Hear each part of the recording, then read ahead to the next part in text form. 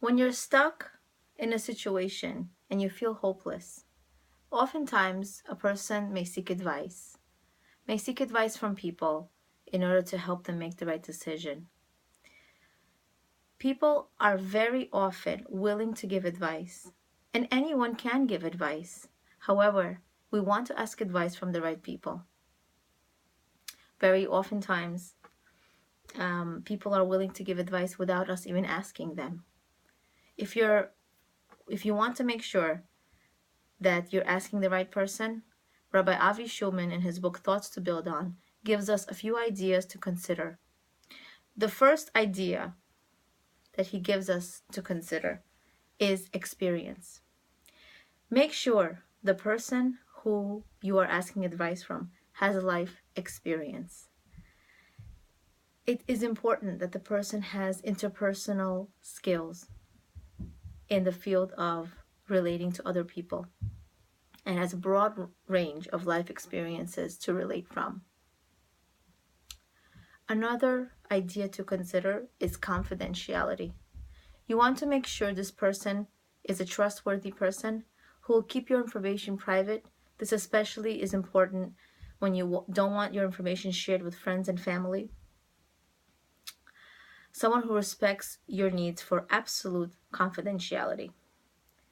The next idea is impartiality. When we're emotionally involved or engrossed in a situation, it's very difficult to think clearly. We want to ask the right person, a person who's unbiased, a third party perhaps, someone who's not emotionally involved in the situation. Oftentimes, it's not friends and family who we ask the advice from because they are biased. They have that relationship with you, which is probably closer to them than the person who you're describing or who you're talking about. So they're not going to give you the right advice, oftentimes. You also want to consider the idea of sensitivity. The way in which the advice is presented, if it's presented in a sensitive manner, it will be received the right way, in the right manner. A sensitive person presents advice that builds, encourages, and advice that supports. Advice must also be practical. It can't be up in the air. It has to be something that the person can do. For example, it may be worded as, here's a plan of action to follow. This way, it's clear, and it's motivational, and it's effective. Another idea to consider is religious values. The person must know your religious values, and not only that, have experiences with the same religious values as you hold, as well as personally identify and relate to your values.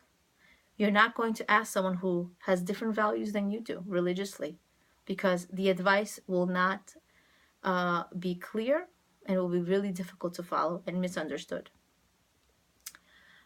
The last idea to consider is to follow through.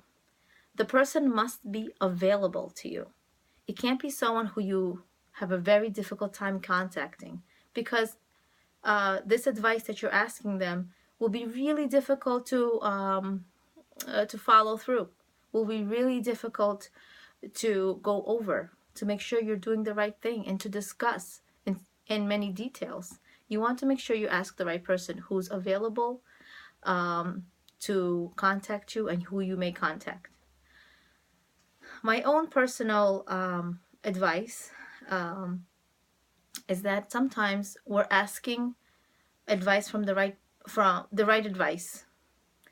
We're asking a good question.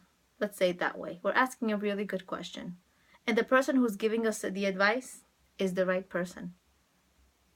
Sometimes it's the wrong person giving us the same advice as the person who is the right person to ask the advice from.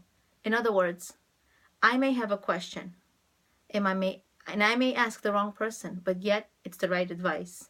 So you want to make sure you are comfortable with the person, because if the person is very close to you, and even though they may give you the right advice, you may be hurt. You may not understand them.